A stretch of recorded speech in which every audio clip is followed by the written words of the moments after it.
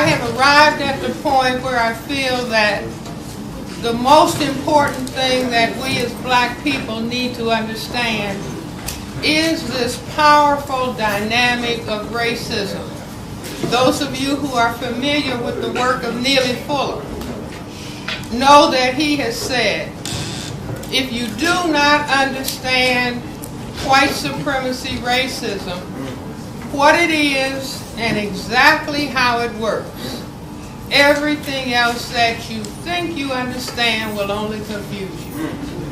So I believe that if we are going to move further into the 21st century and into the 22nd century and into the 23rd century, that we have to have clear insight as to what this process is all about. I think it's in the book of Isaiah.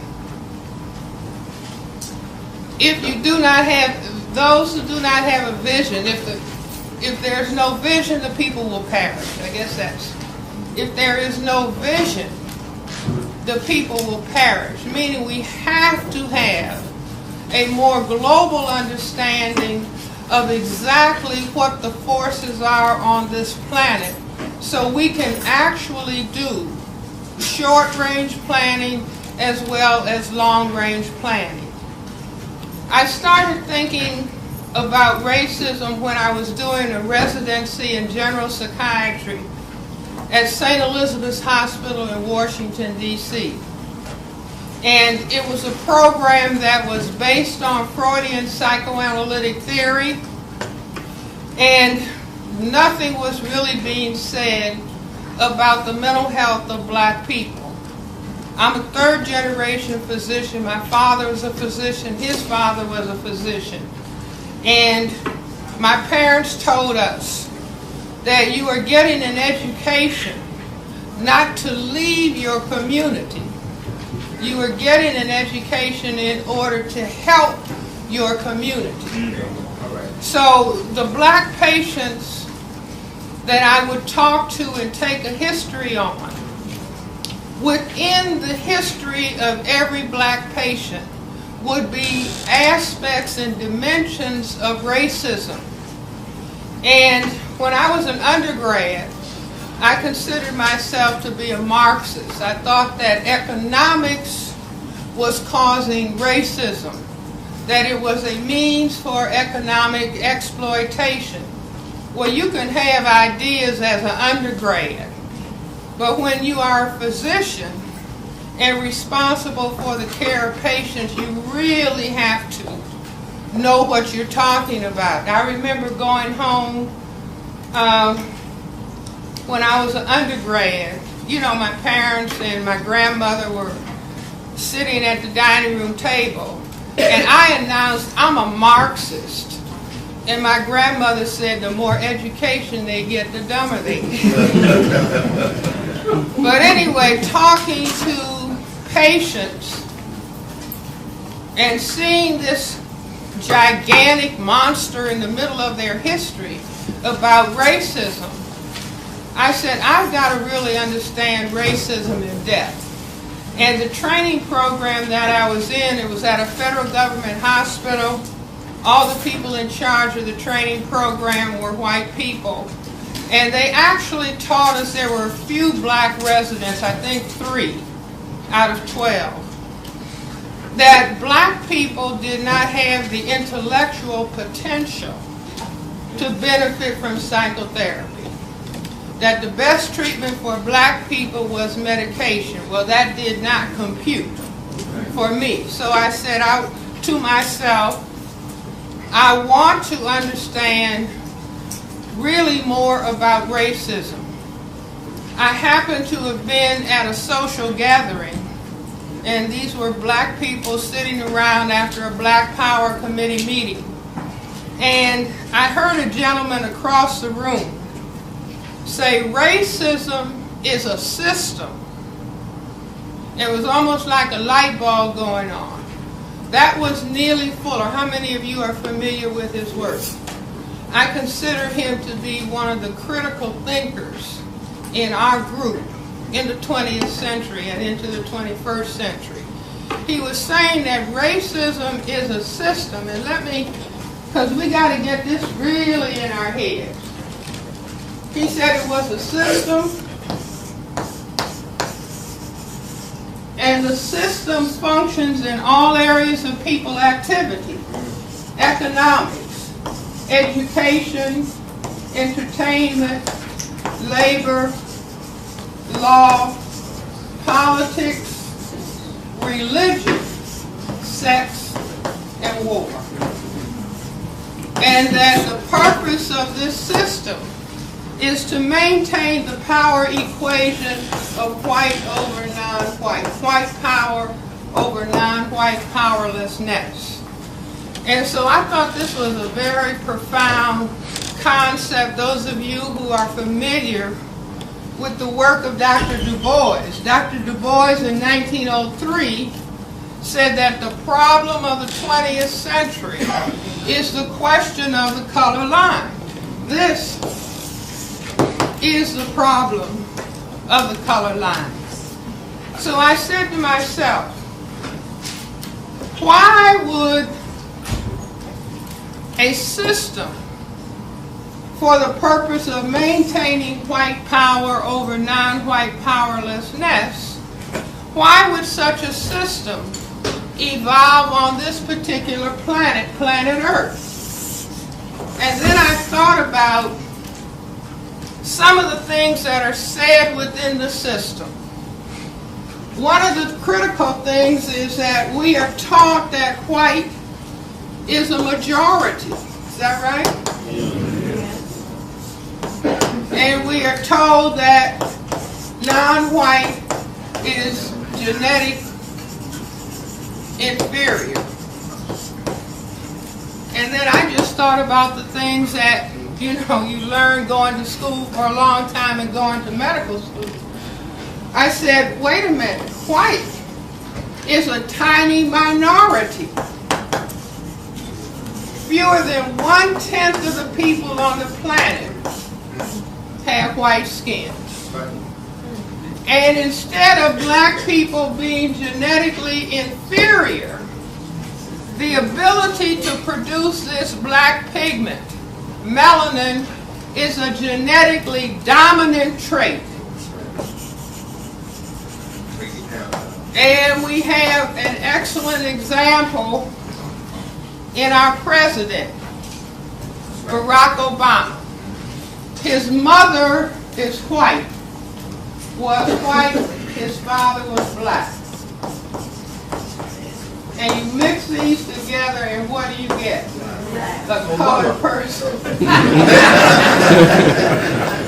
See, always a black person. So I said that, okay, on this planet, planet Earth, in the 15th century, we had Columbus, 1492, coming out of Europe and realizing that the earth was round and not flat. And everywhere these white people landed, they found colored people, right?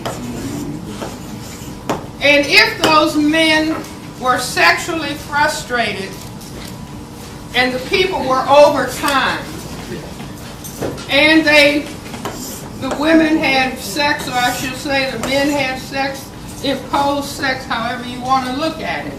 If they waited around 9 months, they found that all of the children looked like the mothers.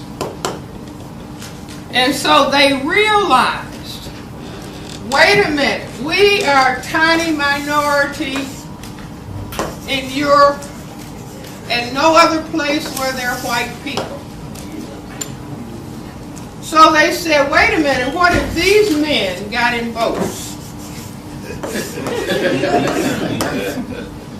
and started going from south to north? We could genetically disappear. Now this may not make sense to black people, because under white supremacy, black people try to get rid of their color, don't we? white people don't want to disappear.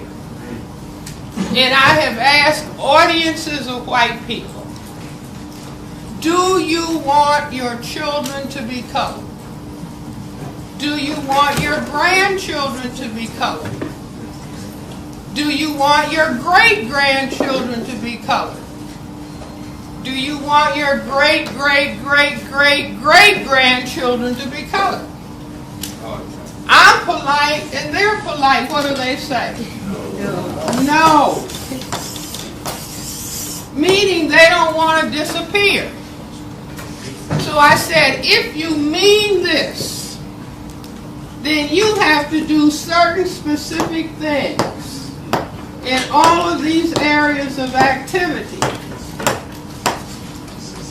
so that white does not disappear on planet Earth. Now, unbeknownst to us, this is the critical underlying motivation for all of the behavior of people who classify themselves as white on this planet. I don't know how many of you are familiar with the name Tom Metzger.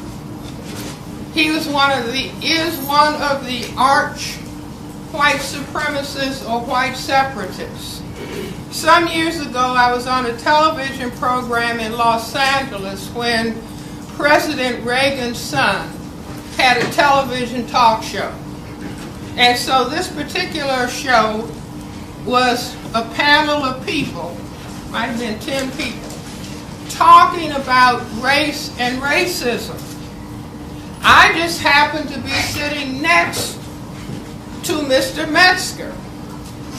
And so during a commercial break, I kind of touched him on his arm. I'm sitting right next to him. And he didn't say, "Don't touch me, nigger." I said, "Mr. Metzger, tell me something. What percentage of people who classify themselves as white are fearful of white genetic annihilation?" And he answered very politely. He said, "Dr. Welsing, nearly all of them. But they are ashamed or afraid to admit it." Now, I can understand that. In other words, this system is about white genetic survival. Now, if some people have organized a system for their genetic survival, what's the chance that they're going to give that system up? None. See, they worked hard.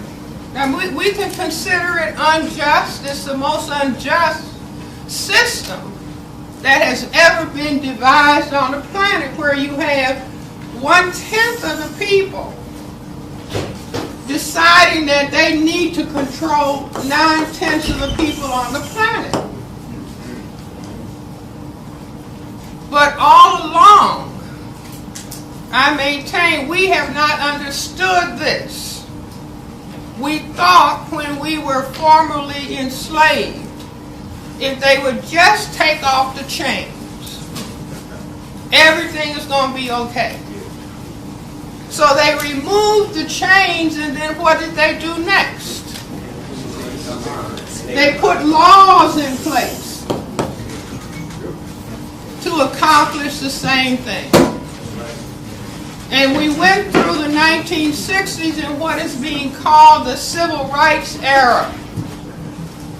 And the black people, with all of their dignity and their pride and their courage, going up against horses and hoses and dogs to get the vote, to get that change. Coming out of that movement, saying black pride, black is beautiful, black power, black self-respect. And the people who had something else in mind said that's dangerous. If people are talking about self-respect and dignity, and I encourage everybody to look at the films Eye on the Prize and look at those black people, men and women and children, going up against a horrific force. But they were determined and they had their self-respect with them. But the system said, this is dangerous. If we let these people go forward talking about black pride, black dignity, black is beautiful, we will be in trouble. So we have to have something for them. And I maintain that's when they decided, well, we have to feed them images of Superfly,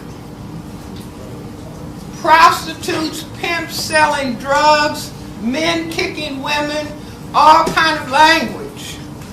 Following that up into the present with having black people call themselves niggers and dogs and gangsters and thugs and bitches and hoes. That's right. That's right. Now once that's in the brain computer, you can do anything. See, that's the complete annihilation of self-respect.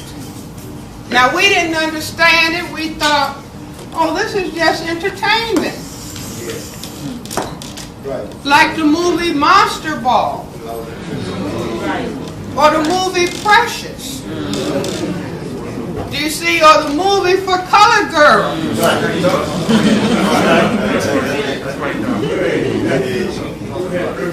See, because we don't have a clue. We don't have a clue about what is going on. See, we've been thinking, and God bless Dr. Martin Luther King, a minister but a great political scientist. He said it's about love. Everybody should love. And he got killed. And I say the reason being that if everybody on the planet, all these people, white, non-white, loved, and the love was expressed in sexual activity, what would happen? White would disappear. You see, so kill him, because that would mean our genetic disappearance. So, if the system is about white genetic survival, what do they have to worry about most? Black men, white women. Black babies. Black men, white women. Okay, give him a B+. Black men, white women. Okay, but let's even take it further. In that if the concern is white genetic survival, they don't have to worry about black women. Why?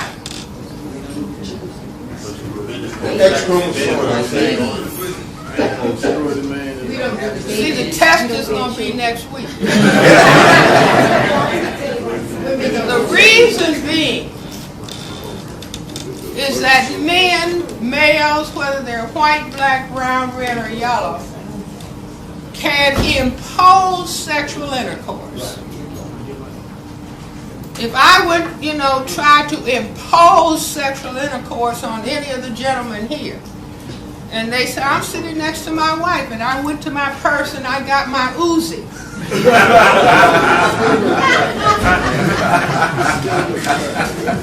And I frightened the man, what's going to happen? I hope everybody got that. The erection cannot be maintained in the presence of fear. So females cannot impose sexual intercourse, like ultimately, what? Frighten the man. Now the Creator made that possible so somebody, if they were in danger, they wouldn't be in conflict. You see, it's fear. Fear about unemployment could cause a man to have erection problems. Are you all with me? So there's a reason that if the concern is genetic survival, and see, we are decoding this material because we have thought somehow if some white people who are going to work with us, sometimes we thought it was Republicans, sometimes we thought, with Lincoln, and sometimes Democrats. But even President Obama is finding out. It could be Republicans or Democrats. But if it's a black man that they're being asked to support, they start jumping ship. Because the test for white people, see, in other words, they work 24/7. They don't sleep. They got 3 shifts going. See, we work 1 shift and then go to bed and then party. They work 24/7 about maintaining the conditions for their survival. You see, because it is very serious to them. And if they have some people who classify themselves as white, who start looking like they're getting out of line, what's the question that they ask? Are you a nigger lover? Do you see, are you with us or are you with them? Now this is a fundamental question that has to do with the issue of their survival. So that we cannot depend on communists, conservative liberals, Greens, libertarians. And see, this is not a lecture about hate white people. It is a lecture about understanding the opposition. And one of the best analogies to have in mind is the game of chess. See, what is the game of chess about? Strategy. Those are nice BC answers. Tell them about the black king. Conquering the king. White is right. It's about white king checkmating black king. White always moves first. So white is playing what? Offense, defense. And black has to play defense, offense. This is what we have now. This is distressing to a lot of people because we wanted to believe, as we were even programmed to believe in the area of religion. See, I don't know how many of you, I'm a little bit older than many, but if you went to Sunday school, my grandfather was chairman of the deacon and trustee board, so we were in Sunday school before we could see straight. But what did we learn? That God is white. And anybody think they didn't learn that God was white?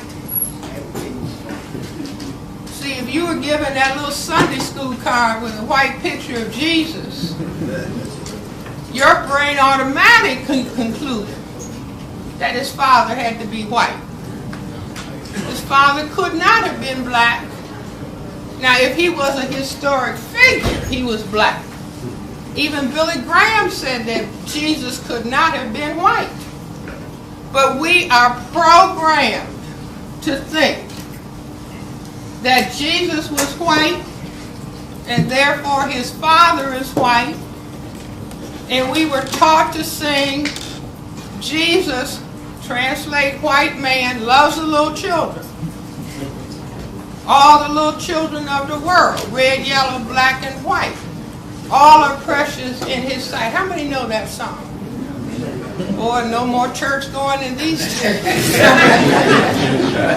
There was a time when everybody knew those basic songs. You see, but being taught that God is white, and they got a musical, came out some time ago, Arms Too Short to Box with God. Meaning arms too short to box with the white man. See, when I was a little child, having seen the Sunday school card with Jesus on it, I had just drawn my own conclusion that the man on the Quaker Oats box must be God. See, he was somewhat older with white hair. Jesus was younger, so you know, now we thank him for the food. We just had this big Quaker Oats box in the pantry.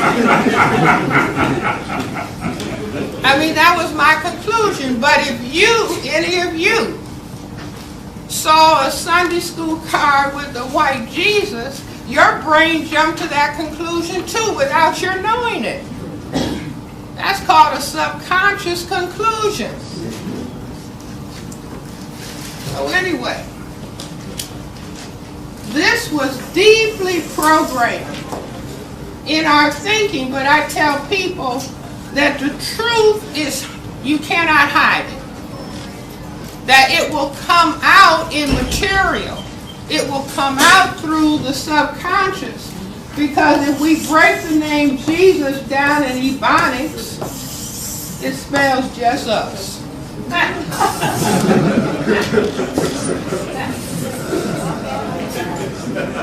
That's who we're waiting for. Just us to get our heads together. Now I say that as black people, we greet each other a zillion times a day. We're saying, hey, what's happening? What's happening? What's happening? Because we don't know what's going on. See, we keep running into a wall and wondering how come things haven't worked out. Because we have been deceived. We have been told we are in a democracy where everybody is equal. The truth and the reality is that we are in a system of racism, white supremacy. See, we're told that the system of democracy has imperfections. No, we are in a system of white supremacy that has been perfected. And that's why we keep staying basically in the same position. And as long as we don't understand we're dealing with a system, every week we just complain another black man has been shot, another black man has been killed. You say, oh, 10 over there, 3 over there. Oh, well, let's add up the statistics and somebody will run and complain about it. But if it's happening over and over again, that implies intentionality. And if the system is about white genetic survival, who is the enemy of the state? No. The black man.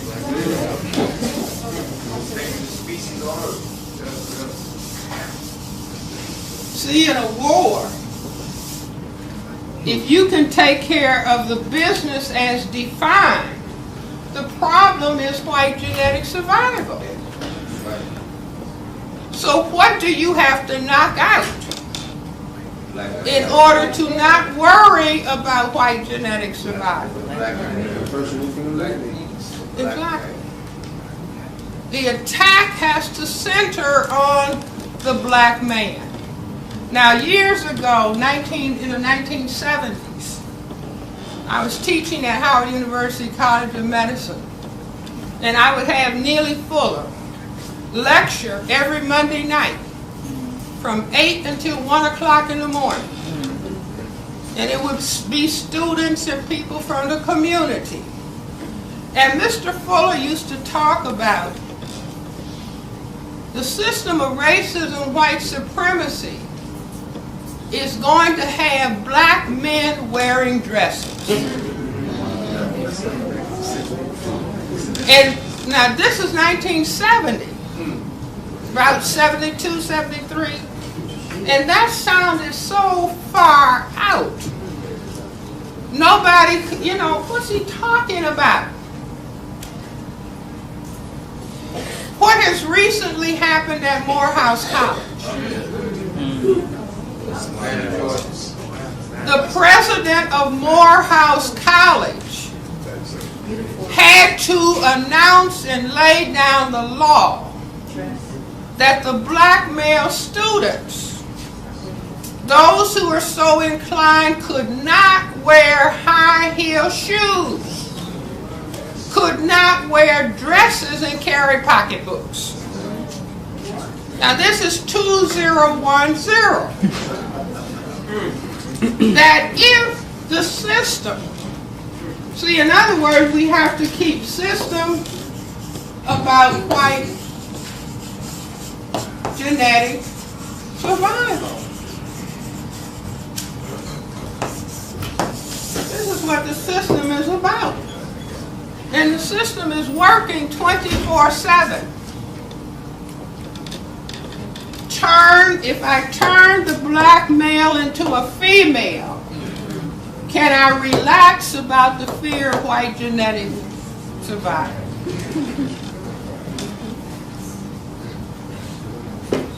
Absolutely. Now, I don't know what goes on here in New York. Haven't been here in a while. In D.C., we have a lot of men with their pants hanging down. In the train station, when I bought my ticket to come here, there's a black gentleman, had on some expensive clothes, had some nice luggage. His pants were down here. So he would pull the luggage like this after he got his ticket, and then he'd have to stop.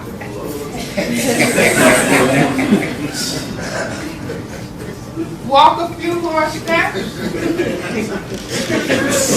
Wow.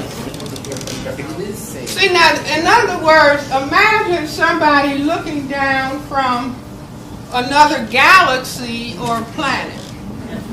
You see, in other words, psychiatrists' behavior, all behavior has significance. You just have to understand the context and the power that is controlling it. Do you see what I'm saying? So, to understand what is happening, because what are we told? 70% of the households are without fathers. Read a book recently where a young black man is talking about having gotten into some difficulty doing a carjacking, carrying a gun at 16. And he said in the book, I had to go to prison to find my fathers. He said, fathers, he said, in prison was the first time he had an opportunity. Now, he didn't consciously put himself in that situation, but looking for fathers. I had a black male child say to me, you know, somebody brings a child to the psychiatrist because he's not studying or something. I had one child say to me who was about 10 or 11 years old, Dr. Welsing, I think I could do my homework if I just had an official father. Now that makes the psychiatrist want to fall under the desk and start crying.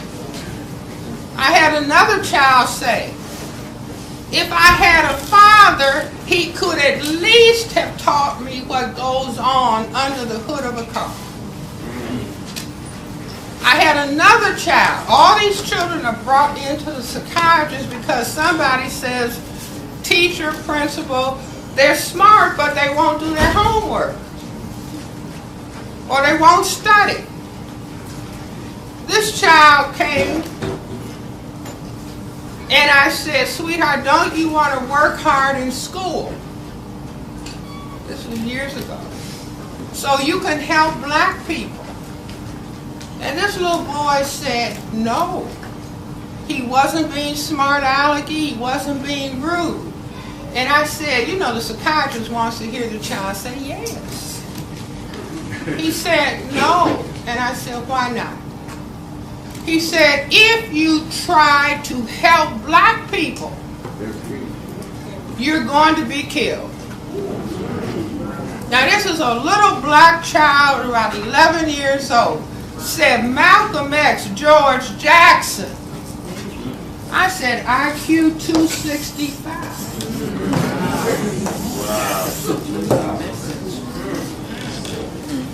If you try to help black people, you are going to be killed.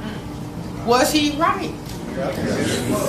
That's like President Barack Obama has had more death threats than any president in the history of the United States. You see, because just that presence of a black man in the White House, like I think a lot of white people who initially voted for him wanted to appear liberal. You see, but once he's in that White House, and a black man with a black wife, and a black grandmother, that's the whole package.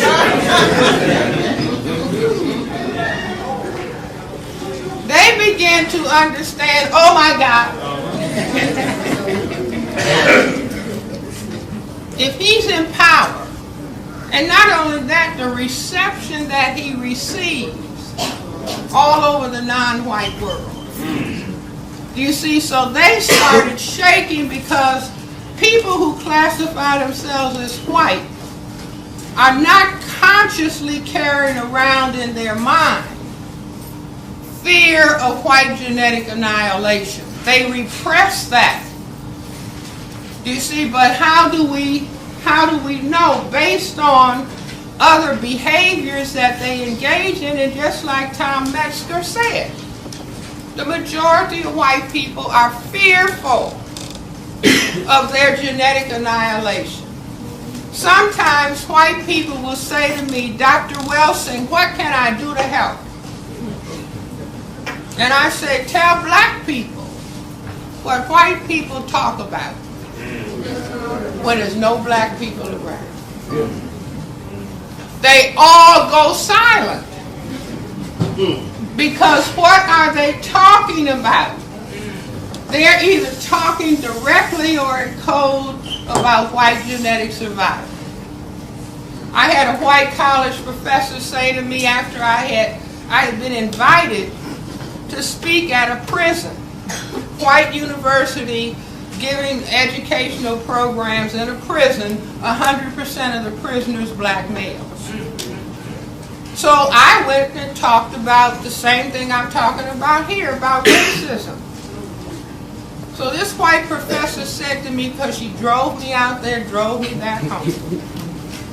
She said, see, sometimes when you push truth, and I'm not being rude and disrespectful, people feel compelled to come out with their truth.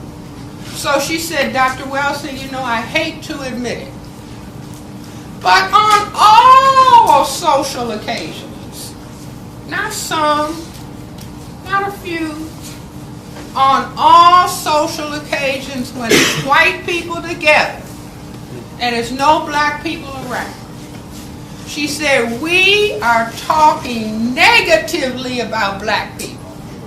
And the assumption is that everybody present is in agreement. So I told her that I understood that. See, they're simply talking code.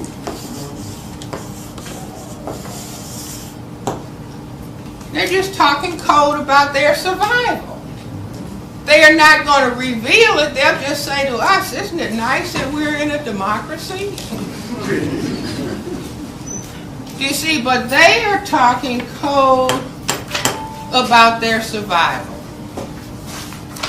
And at the same time that a black man is in the White House, there are millions of people locked up in prison. Millions, thousands of black men locked up in prison. You can say the incarceration of black genetic material. Now I say that the system 24/7 is talking about this critical problem in activity that you would not think is talking about white genetic survival. So one day, one Sunday, it was so quiet, I said, gee, what's happening? It was so quiet. See, when it's quiet, you can think. Yes. And this is why they say, now this is your music. Boom, de boom, de boom. See, all that loud music turns off the brain computer because of sensory overload. See, they use loud music. Our loud music to torture people in Guantanamo. To torture people. To make them go crazy. But they feed it to us and say, this is your music. This is what we want you to hear. But when it was quiet and I said, what's going on? And it came to me, ball games.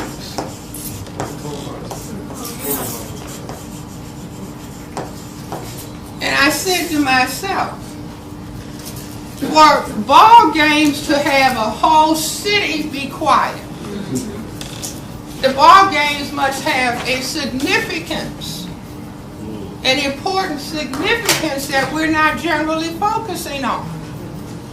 So it just pops. See, once you understand the context, meaning system of white supremacy for white genetic survival, this is the context in which everything, language, speech, activity takes place. So it just occurred to me, came into my computer. There are two series of ball games in the system of racism, white supremacy. If you read the ISIS papers, don't answer. What are the two series of ball games? See, you're looking at it all the time. But if you don't see the context, you won't see it. But you're looking at it. What are the two series of ball games? If you read the book, you're going to be expelled if you answer.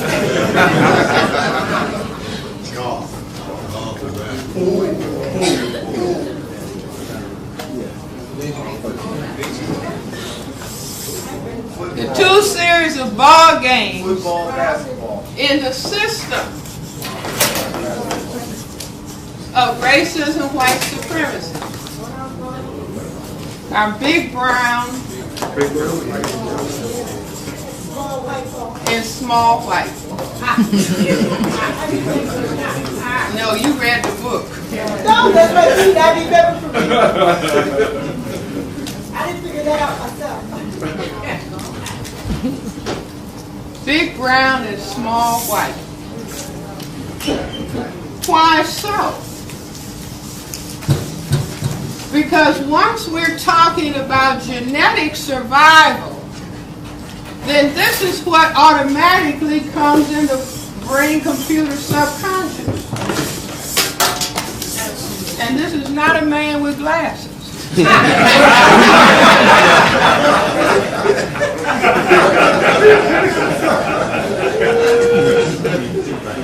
I need to get a model to come and stand on? See, why does this come into mind? Because this is a diagram of male genitalia. This is a phallus or the penis. These are the testicles. The testicles contain the genetic material. What are the testicles called, colloquially? Balls. Is that right, Claire? See, I don't make up stuff. I just observe. Balls. So out of the same brain computer that set up a system of white supremacy comes to, see, this doesn't come out of our brain computer. It didn't have to. So the big brown balls mean the genetically dominant balls. And they are brown. And what are they? Football. Basketball. Bowling ball. Earth ball. Small white marbles.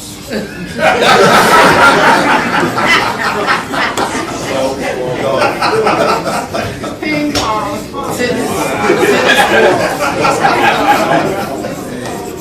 Baseball. Tennis.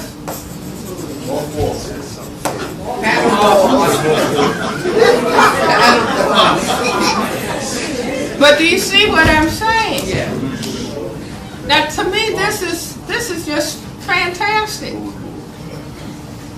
This is coming out of a system that is worried about white genetic survival, and by their thinking of the white ball as small and producing small white balls means they, at a subconscious level, are aware of their genetic vulnerability. Are you following me? Yes. See, and this is being played out. These ball games are going on all the time, 24/7. So it doesn't matter whether you are picking it up consciously or subconsciously.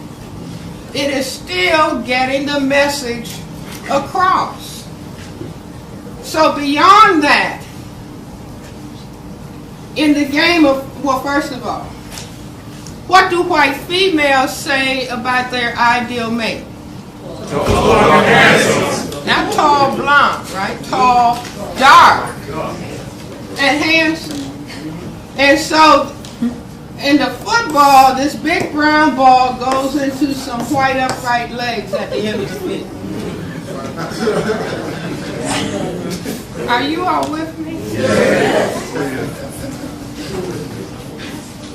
The basketball goes into a white net. Are you all with me? Is this an adult class? And it's white girls in short dresses dancing on the side. And a black girl can hardly get on the squad. Is that correct? Now, a white man said to me, Dr. Welsing, do you know what white men say? I said, no, I don't. He said, white men say they're not men. Until when? Until they have had sexual intercourse with a black woman. See, there's a lot of young people in here. See, this is the underpinnings in the culture. This is what the culture is really thinking about all the time. The people who are thinking. So the most powerful men play what ball game? Football.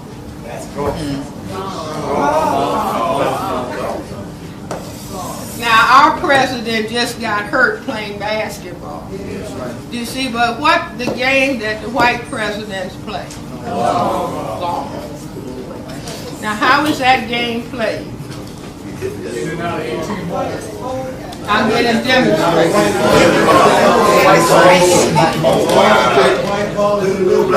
Long stick held between legs.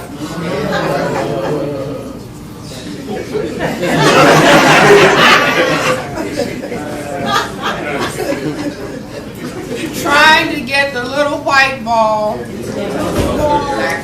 in a hole in Black Mother Earth. And if this is are any little children? I see a couple. I'll address the grown-ups.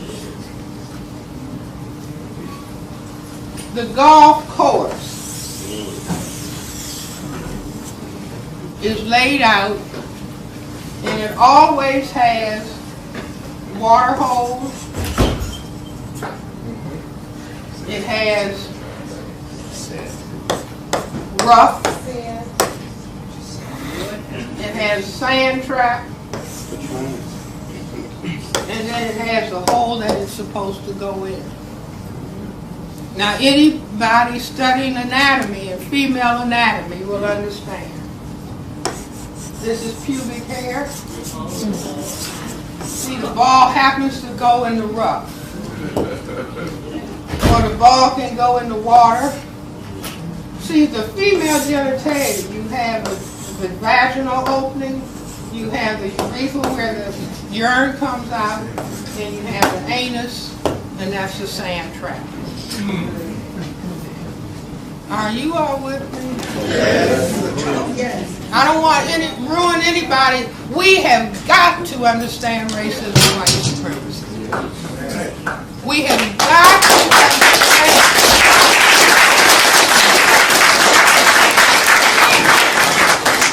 that while we're playing, they're staying on the case 24/7. And that's how a minority can control a majority on the planet. See, by words, by symbols. What about the game of, excuse me.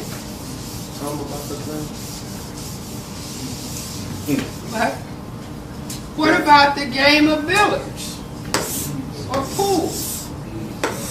Green field, long stick, triangle, whole lot of colored balls. See, the triangle is the female vaginal orifice. Take the triangle off, and what's the game about? The white, long stick white ball knocks all the colored balls under the table. And what ball is left on top of the table? The white ball. The black ball is the last ball to go in. See, we're doing too much partying and eating and not observing. The black ball is the last to be knocked in. And the expression is what? President Obama, you don't want to be caught where? Behind the 8 ball. See, if you're behind the 8 ball, that means that the black man is in power. You all following me? Yes. What else can we look at on here? Let's look at the password in the black community, at least it used to be. Do people in New York, Brooklyn say motherfucker? Yes. Yes. Still. One day I came out of the clinic and there was some young people passing and they were, the motherfucker, the motherfucker, the mother. So my first reaction is, oh my God. The second reaction, if a word or a phrase is used with high frequency, there has to be a reason behind it. So I said to myself, in the system of racism, white supremacy, there are 5 people categories.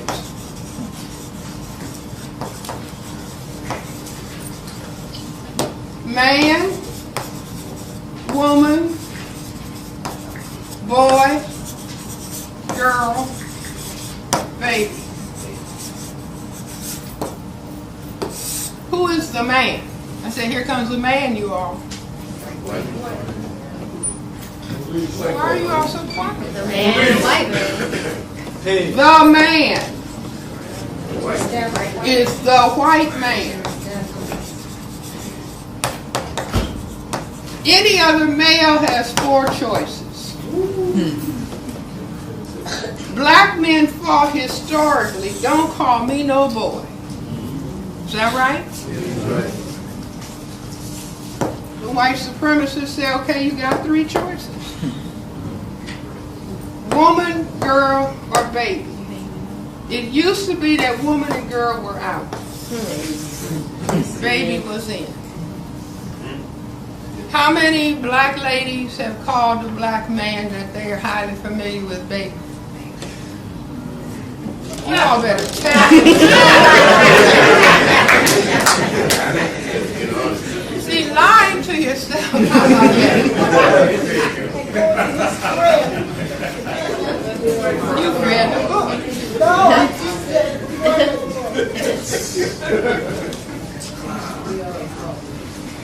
How many gentlemen have called the lady that they're familiar with mama? Hey mama, can I ride with you? Let's get a witness. How many gentlemen have called the place where they sleep a crib? Are you following this? Still do. Man who calls himself baby calls a woman he sleeps with mama, calls a place where he sleeps a crib, will call himself what? A motherfucker.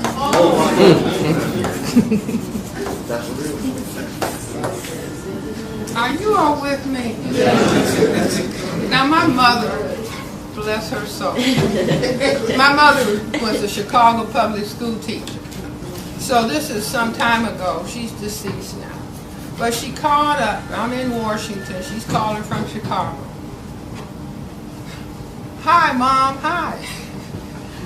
My mother said, hi, Francis. She said, I heard that you said that word in public. And I said, Mom, what? What? You know. I said, no, I don't. Mom, what? What? She said, Maryland Farmer. I had never heard that before, but, you know. I said, Ma, don't worry. It's a political expression. How so? Man who calls another man the man and calls himself baby, the power of a man compared to the power of a baby. Who's powerless? Politics, political means the power relationship between people. Nobody has to feel bad. This is the system that we're talking about. The system of racism, white supremacy has to take power from the black male if there is going to be white genetic survival. Are you all with me? See now, if we begin to understand this, so that we understand what we are dealing with, then we can begin to have choices about what we're going to do on the black side of the chessboard. Because white supremacy is coming down, attacking us by any means necessary. See, whether they have to do it with Tuskegee syphilis experiment, HIV, AIDS, Ebola, whatever, cholera in Haiti, whatever.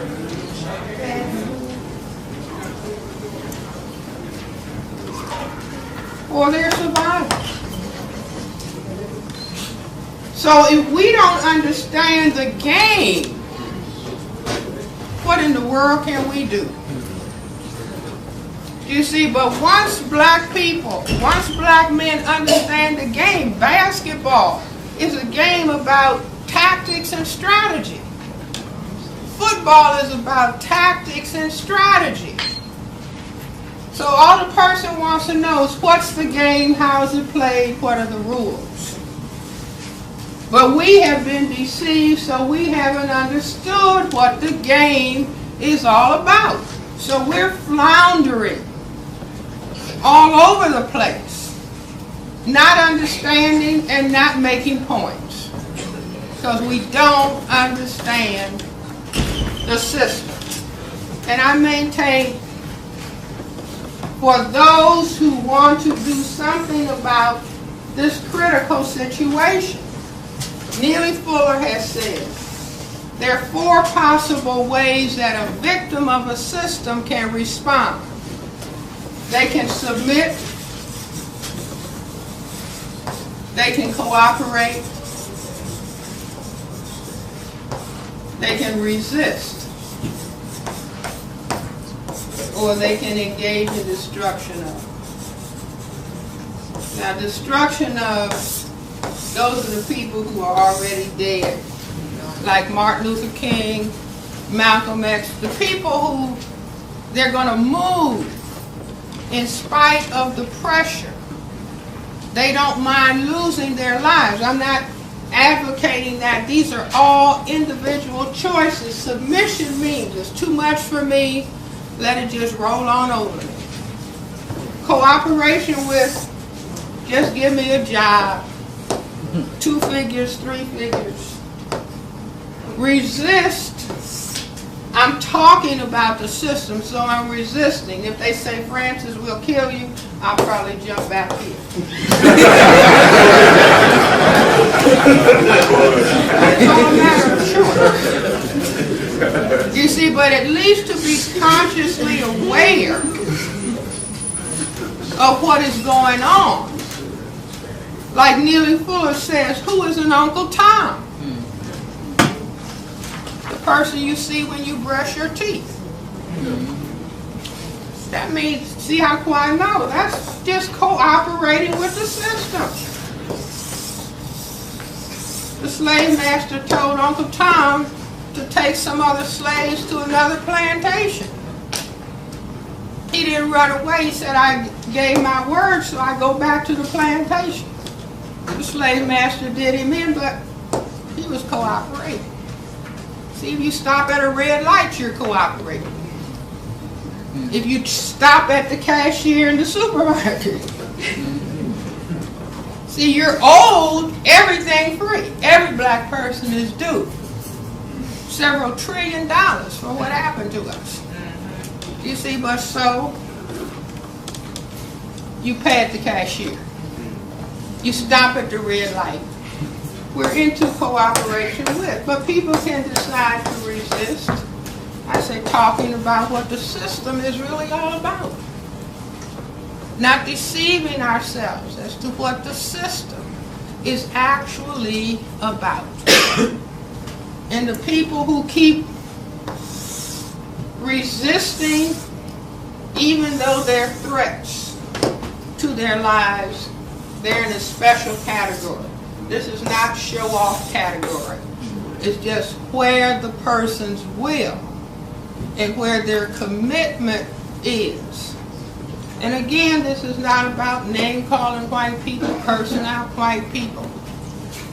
See, I was giving a lecture on Thursday. I said, you know, one of the most important things we can do in relationship to people who classify themselves as white is to say, we're afraid of you all. We're afraid of you all. See how quiet it is? That means that truth, but it's not speaking out. Do we have a right to be afraid? Yeah. Sure. Look at this. I said, this is the problem. perceived as the problem. When a white police officer, so-called, stops a black man and says, I thought he had a weapon. He does. It's genetic power. You see, think of all the cases. I thought he had a weapon. The man just had his wallet in his hand or his keys. I thought he had a weapon. And that's enough for the person to do what? See, this is a front view of male genitalia. This is a lateral view. If you turn that around 90 degrees, you get this. What does that look like? And what is the gun called in the system? The great equalizer.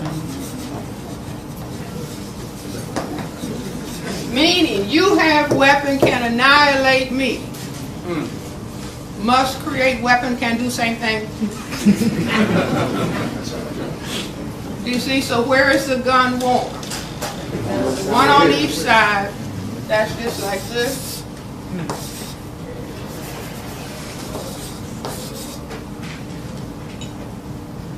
And then it's called justifiable homicide. You see, meaning anytime I see a black male and I get a little bit nervous, if I'm authorized to carry a gun, I'm authorized to kill him. Are you all with me?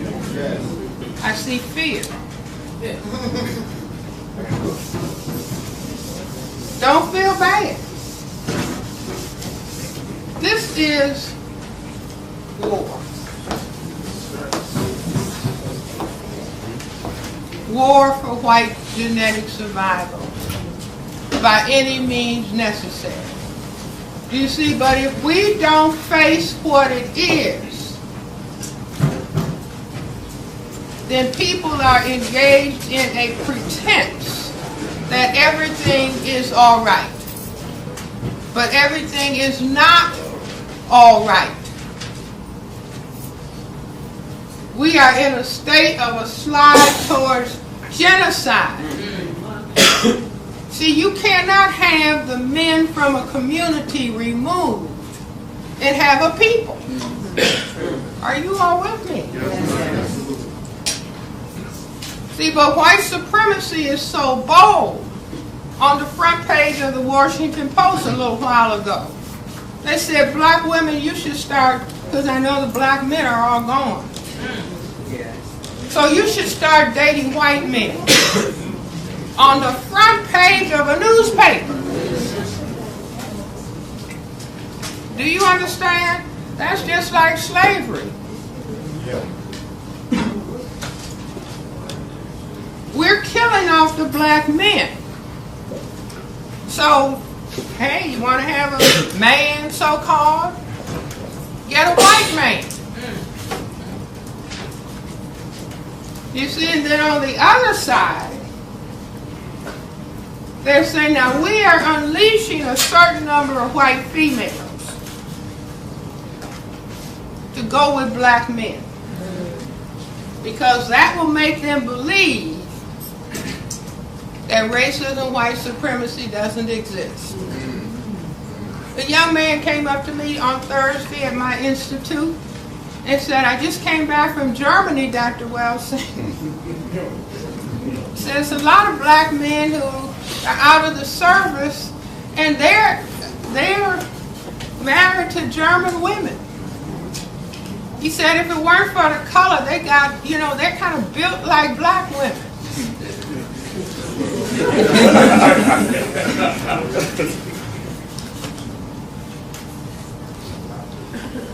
See, that's the Caroline Brigade. So I said, I guess you'll be going back to Germany? See, that the system has figured out. In formal slavery, when the white slave master would be rampantly raping African women, But the mother would be black. And she would tell the child, you're black. White females tell their offspring, you're not black. You're mixed. Now, what does that mean she actually is thinking about black? To say to the child, you are not black. But let him try to stop a cab. Let him try to get a job. So he becomes schizophrenic. Because he has been taught by the mother to hate black. I really don't respect your father. You see, but these are all of the kinds of confusions and difficulties that go along with maintaining the system of racism, white supremacy. So every black person has a whole lot of choices. Submit, cooperate, resist, or try to destroy. So this is where we are. So what do we do?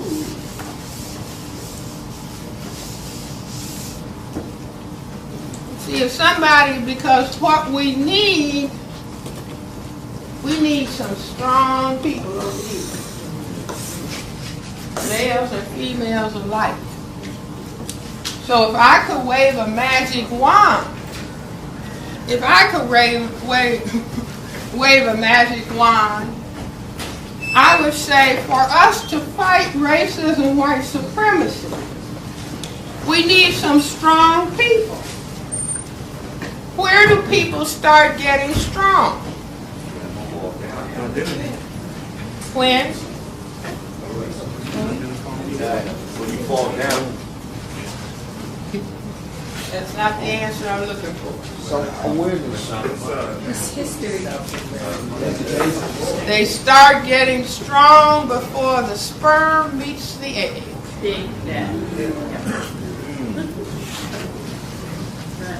You know, people used to insult people by saying, you're a bird brain.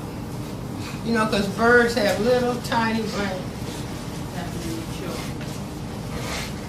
But I say the bird knows you build a nest before you lay an egg. Are you all with me? Yeah. See, nobody has to feel bad. In other words, we have been victimized by a system that does not want us to be strong and functional. The system can't tolerate black people being strong, self-respecting, and functional. And so it creates where we are. But if people are going to be strong, I would say, now don't chase me out, I'll be leaving soon. See, if I could wave a magic wand, because I'm trying to get an army over here of self-respecting black people. So I would say, black people need to be 35 as males, 30 as females before having sex. Oh! And they need to be married. Yes.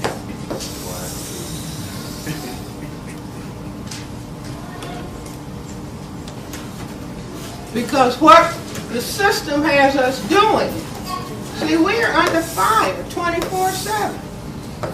This is stress city.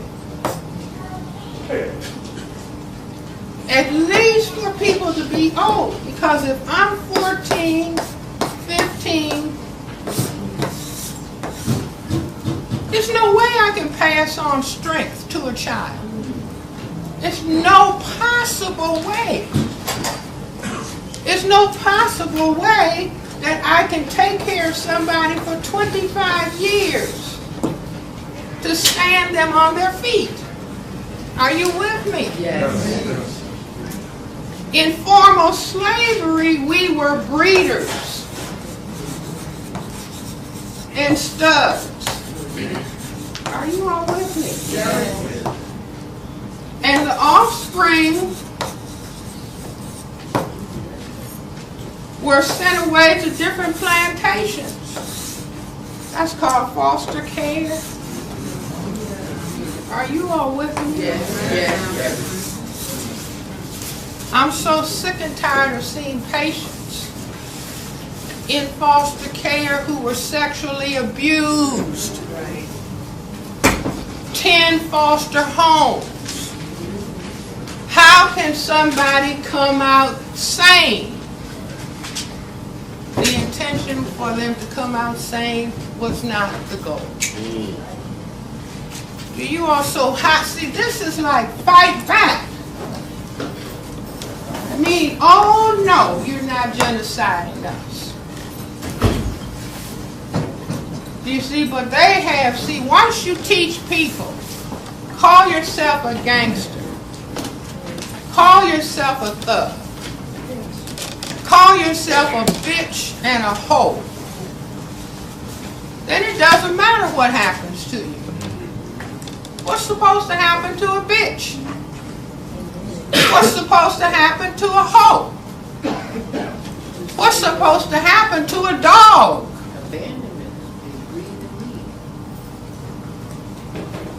Right. The system says, hey, I'm really wiping you off if I can. And the only response is, no, you're not. No, you're not, for those who can. No, you're not. But see, we don't really have a convincing response to that. So they can, how many people have seen CNN and Soledad O'Brien talking about Jonestown? And they keep putting it on, and putting it on, and putting it on.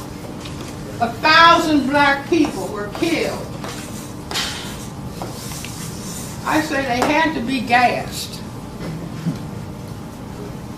following a white Jesus called Jim Jones. I say they had to be gassed because dogs don't drink Kool-Aid. And they had dogs dead, laying with their feet up in the air. You see, and if you had drunk cyanide, you would be convulsing but not laying straight.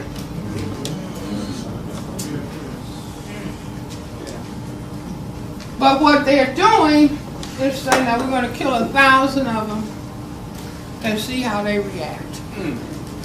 Let's see, we'll kill 40 and call it the Atlanta child murder.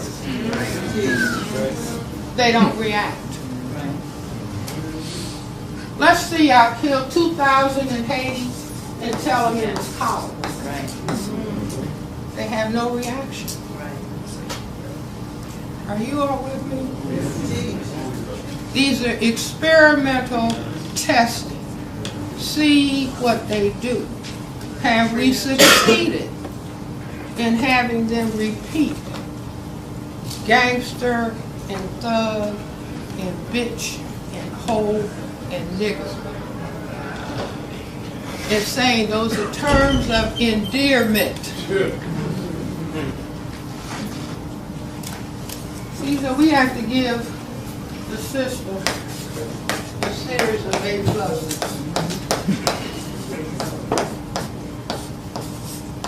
Mission accomplished. Mission tournament won. You see, so we have to think, how can we start valuing ourselves? See, when people are working, see, if you turn on your TV in the morning,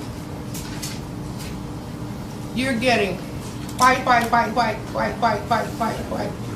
blonde white women, white,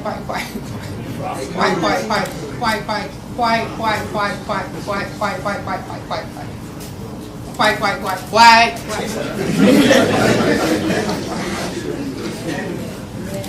See, and then Anderson Cooper can come on CNN and have the little children, a little 3-year-old white child. How many of you saw those programs? Yes. It's too bad the audience didn't see it.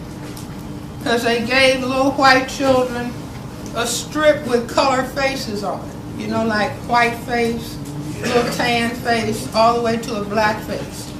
3-year-old white child. Which child is stupid? Without hesitation, the black child. Which child is ugly? Which child is bad? Without a moment's hesitation. And then they did the same thing with some black children. Beautiful little children. Which child is ugly? Black. Which child is dumb and stupid? Black. See, in both parents, white parent and, oh, we don't know how. Those are just primary lessons in the system of racism, white supremacy. And all you have to do is put a child in front of the television and they learn the lesson. Not to mention conversation that might go on in the household about, isn't that girl pretty? Now, was she crystal black? No. See, it's the vibe fell. My back is turned, but the vibe fell. See, we have to get in touch with the truth. See, little black babies, the day they're born, the family goes to the hospital, they're looking through the glass. The nurse says, this one is yours. No, that must be a mistake. No, that check the bracelet again.